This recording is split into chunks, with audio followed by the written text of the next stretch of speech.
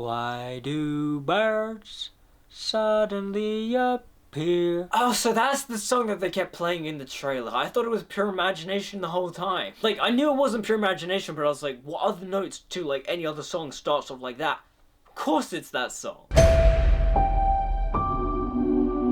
So, what happens when you make a sequel to a film about a mentally ill loner who was abandoned and disregarded by society and treated like trash? I'll tell you what you get. You get what you fucking deserve! Bang! No, in actuality, you get Joker Folie, Deux, but also at the same time too, it's a film that doesn't know what it wants to be. Before we get into the video, I just want to quickly plug my latest short film, The Shining Optimism of E.F. Manar. Keep the spark alive. As dreamer and optimist E.F. Manar must find a way to keep his hopes and passions alive in a cynical world. Inspired by Wonka and The Greatest Showman, a lot of time, effort, love, and passion was put into this project, so I would really appreciate it if you guys could give it a watch. The film is linked down below in the description, and it's also on the homepage of my YouTube channel. I hope you guys watch it and really enjoy it. Anyways, back to the video. So I'm gonna be upfront here. Overall, when I saw Joker Folie, Deux, I was like, okay, I don't hate this. I get why people dislike it, but I don't hate it. I don't think it's incredibly bad. There are things in the story that I have questions about, and I'm like, why did they do this? And my overall feeling after watching the film was, why did they make this? You could tell they didn't have a fully fledged, a fully formed idea for a Joker 2. Even though Joaquin Phoenix wanted to make a Joker 2, and Todd Phillips, that's the thing, I felt like this is more Todd Phillips. Todd Phillips did not have an idea for Joker 2 and only made it because Joaquin wanted to play Joker again. But then again, when you watch the film, Joker's barely in it. He only appears really in like his big scene where he's delivering his big speech to the court. But he's not really in the film much. He's in the musical sequences. But the film in reality is just about Arthur Fleck again. And the thing is with Joker 2 is that it also doesn't feel like a follow-up to the first one. Because you watch the first one and it's the story of the Joker's origin. This version of the Joker's origin. We see him being beaten down by life. We see his relationship with his mother. We see the whole thing play out with Thomas Wayne and Bruce Wayne and such. And it all builds to Murray, you know, humiliating him on TV. Arthur is then invited onto the show. He becomes the Joker. He becomes insane. And he kills Murray Franklin on live TV. Sparking like a revolution, a mini revolution in Gotham City with the Joker gang. And the film ends with him in Arkham essentially becoming the Joker. However, that's not what Todd Phillips wants you to think about. Because when you watch the sequel, apparently there is no Joker. Joker is just something Arthur made up, but that doesn't make any sense because I saw the first one. I saw him become the Joker. There are so many things in this sequel that contradict the first one. Like, my overall thoughts on the film is that I think overall it was fine. Like, it's not great. The directing, the cinematography, the editing for the most part, it's all pretty well done. It's still like a well-constructed movie. But the actual storyline and the script is messy and all over the place. And in many ways, it really contradicts the first film and doesn't feel like a sequel. But also, too, when it comes to the overall runtime of the film, you could easily shorten this movie if you get rid of all the musical sequences. Because it's not a very good musical. And the thing is, too, is that Todd Phillips says it's not a musical in the traditional sense. It's a jukebox musical. But also, too, he wouldn't really call this film a musical. It just happens to have musical numbers in it. However, that being said, the musical numbers in this film are not good. There's one overall that I didn't mind, which was the Joker and Harley show one, and they're like playing in like the jazz club type thing. That was good. I enjoyed that one. But even then, there was nothing in this film regarding the musical elements where I was like, this is great. Gaga singing is fine. Joaquin Phoenix, I don't think is an amazing singer. He has a song that plays over the end credits, and I think he's pretty decent in that. But overall, though, I didn't like the musical elements. I just sat in the cinema thinking to myself, why do we have this? Why we don't need this? Why is this here? Sing hallelujah, come on, get happy. Get ready for the judgment day. You get rid of those musical sequences, and I wouldn't say that would be like an overall better film because like the story itself is a bit meh, but you would have a much stronger film about the trial of the Joker if that was the case. Because the best scene in the film is the scene where Arthur, as Joker, is his own councilman. He's fired Catherine Keen, who was his previous lawyer, and she was basically going for an insanity plea. But Arthur was just like, no, I'm not insane. I am the Joker. Me and the Joker are the same person. And so when Gary Puddles takes the stand, Arthur goes full on like Benoit Blanc. He's like, Mr. Puddles. And he basically just goes, alright, I'm gonna defend myself. I'm gonna go, yeah, I am the Joker. Gary's like, Arthur, you were my friend and you didn't make fun of me and that's why I defended you and such. And now you terrified me. that was good. That was like a really interesting part of the film. I was like, okay, cool, yeah, we've got like an interesting courtroom drama here, I guess. But then that doesn't happen because then Arthur goes back to prison and then he's assaulted by the prison guards and then he's like, nah, I'm not the Joker, there's no such thing as the Joker. And I was like, what's happening here? And regarding the essay scene, I won't lie, watching it I was like, oh, Zack Snyder would love this movie, because Zack Snyder made these comments like ages ago about like, oh, if Batman was in prison in the real world he'd get essayed, and it's like, why would you say that? Why would you even think that? And somehow it's just in Joker 2, and I'm like, this is ridiculous. And the way the film treats Arthur Fleck, it's like, what are we doing here? Everything Todd Phillips has said about Arthur Fleck in this film contradicts the first one. Like, Zazie Beetz' character returns in this film and she takes testimony against Arthur, and she tells the story about how, like, she met his mother in the elevator and they'd have a couple of conversations here and there, and, like, they'd talk about Arthur and how, like, his mother regarded Arthur to be a loser. And it's like, what are you saying here? Like, this all feels very mean-spirited, and a lot of that stems from the fact that Todd Phillips was horrified by audiences' reaction to Arthur Fleck, the way they related to him and his incel-like tendencies, and how some of them were, like, you know, taking inspiration from Arthur and, like, hero-worshipping him. And in Joker 2, he was really doubling down on the fact of, like, no, Arthur Fleck is a loser, don't relate to him.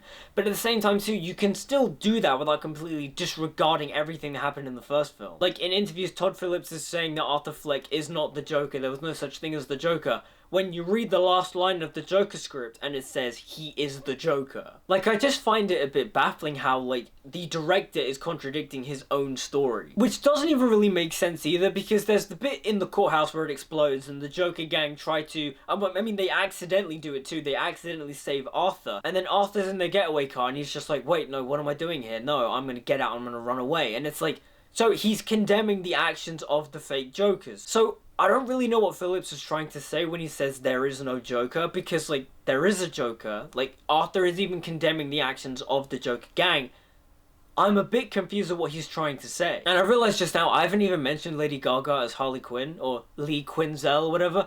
The reason why is because she's barely in the film, and when she is in the film, she does a good job. Her acting is good, and her singing is... I mean, look, Lady Gaga can sing. I'm not saying Lady Gaga can't sing, but in the film, the way her character is portrayed and the way, like, her and Joker, like, duet, it's like, doesn't sound amazing. And the movie's interpretation of Harley Quinn is completely different. They flip the roles of the traditional Joker and Harley romance in the sense of that Harley is now the abusive, manipulative one, and Arthur is the more submissive, subservient one. And for the film, I think it works completely fine. It services this story. But it just made me realize that I don't think we'll ever get Harley Quinn's story done justice in live action, because we can't have Harley look like a submissive, abusive victim. I mean, you look at Margot Robbie's interpretation in Suicide Squad, and then Birds of Prey, and then the Suicide Squad, and it's like, we skipped all the elements of Harley being abused by the Joker. We skipped all the parts of Batman trying to help Harley and make her realize that she's being abused by the Joker. And we kind of just skipped to Harley going, oh yeah, I don't need a man, I don't need the Joker, I'm gonna move on and be independent. But there's a beautiful tragedy in Harley's story that I feel like a lot of people, a lot of audience members could relate to. And I feel like we're never gonna get it done properly on screen. But in terms of Harley's involvement in the film too, she's not really, like, relevant to the story. Like, she's in the courthouse, showing, like, support for Arthur, and Arthur's all just like, oh, my love interest, ooh, yeah, ooh, she loves me, that's great. And she's in Arkham, which she's self-admitted herself to, but, you know, we, the audience at the beginning, are supposed to go, oh yeah, she's there because she's a crazy inmate. But no, in reality, she admitted herself into Arkham, and she can leave whenever she wants to. And also, she has the psychology degree, so it's kind of like, why didn't we just make her, like, a psychiatrist in Arkham like she normally is? And then we see as the film progresses, and Arthur's just like, oh no, I'm not the Joker. She's just like, oh, well, I'm not interested in you anymore. I only cared about you being the Joker, and you're not a Joker anymore. And then, like, she goes home and supposedly, like, blows her brains out, because we see the shot with her and the gun, and it's kind of like, okay, so I'm assuming she died. But then we have the scene with her and Arthur on the staircase, and this is just my interpretation, I feel like Arthur is imagining the scene. Also, her being Harley Quinn doesn't really matter in the overall part of the story. Like, also too, when you watch the trailers, they cut out the bit where, like, her and Joker are, like, dancing on the steps of the courthouse. And supposedly, an alternate ending for this film is that Harley would have killed the Joker. And it's like, oh, that makes so much more sense than the actual ending. Because the actual ending we get is just really anticlimactic, and it's just kind of,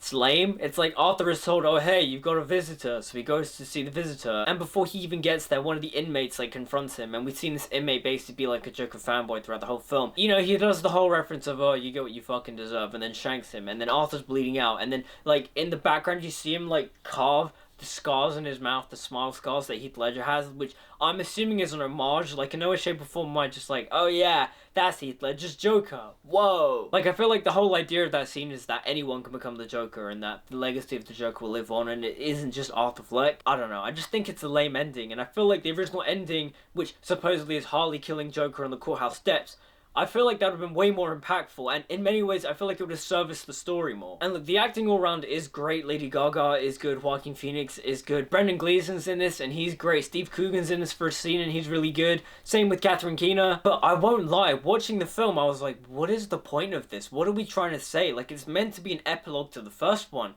but it contradicts the first one, so I find it being an epilogue just really weird, like it's unsatisfying. And now I want to address the reasons as to why audiences dislike the film, and as to why some of them are valid and some of them are just a bit weird. Like, there are certain sections of the fan base that are just like, this movie is a complete betrayal of the Joker, it's a complete betrayal of the first film, and I'm like, oh, okay, you're overreacting a little bit here. Like, yes, I've said too that the film is contradicting a lot of story elements of the first film. Todd Phillips is saying one thing in the second film, but if you watch the first film, it's a complete contradiction to what that first film was saying. Oh, he's not the Joker. Like, yes, he is. What are you talking about? That whole movie is a villain origin story. And then you have a section of the fan base that feel betrayed at the way Todd Phillips treated Arthur Fleck, because a lot of people related to Arthur, and I don't get that. Like, Arthur is psychotic, he is deranged, he's mentally ill and needs help. That's like what the whole film is about, is how we neglect and abandon mentally ill people in society, and how we cut the funding, and in many ways they don't get the treatment that they need and they deserve. And because of that, that's how they break mentally and become psychotic and become, you know, the psychos we see like the Joker. That's what the first film was about, and that's why I just find it weird when audiences just like, oh,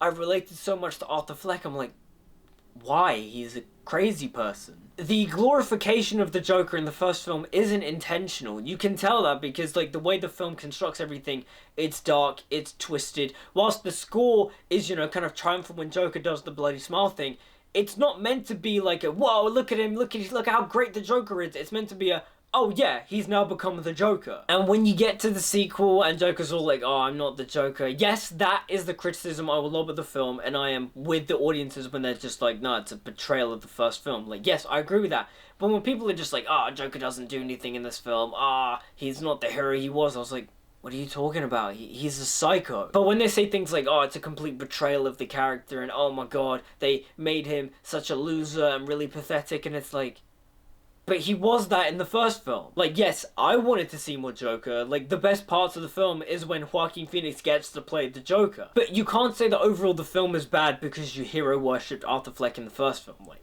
no, that's just, you've missed the point of the first film then. Like, whilst I do feel like Todd Phillips' treatment of the character is unwarranted and very mean-spirited, you can't say that him changing the message being like, no, don't worship Arthur Fleck, don't worship the Joker, is not warranted, because yes, there's some people that did, you know, mistake the messaging from the first film. And then another major criticism I've seen lobbed at the film is the fact of, it's a musical, I don't like musicals. Like, first of all, it's not bad because the film is partially a musical, a jukebox musical. The musical elements in the film aren't well integrated, and overall the musical numbers aren't shot very well either. There is not really a dynamicism.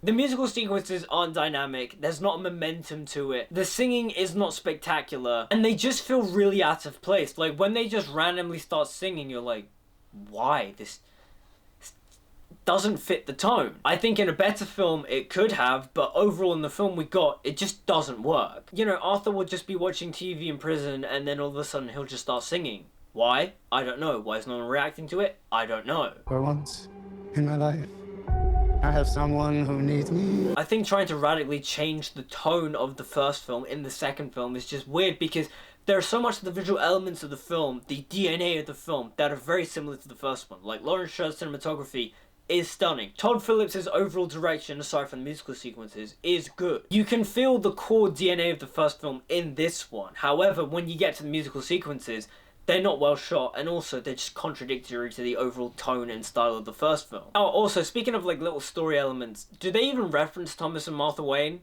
I don't remember. Considering how important they were to the first film, it's just a bit weird how they're just not really referenced in this film, and if they are, I missed it completely. But I wouldn't say this film is like ashamed to be a comic book film, it's just not drawing attention to the fact that, oh yeah, we take place in Gotham, and oh yeah, there's Bruce Wayne and the Joker and such. But I do find that some of the references in terms of Batman mythology in this one just aren't as nice as compared to the first one. Like, yes, the first one is a bit obvious when we get like the death of the Waynes, and like we see Bruce and Alfred and Thomas and such, but aside from like Harvey Dent, you kind of do forget that, oh yeah, this is in a DC universe. Which I guess on one hand is a good thing, it makes this film feel more standalone, but on the other hand too, it is based off Batman material. Like, I won't go as far as to say that this film is ashamed of it being related to comic books and such, but at the same time too, it's just like, why even bother? Why have Harvey Dent in this film if you're not going to go full Two-Face? What I will say that I did quite like in terms of the style and the opening of the film is the Warner Brothers cartoon of the Joker, which I guess you could say thematically represents the idea that there is the difference between Arthur Fleck and the Joker, but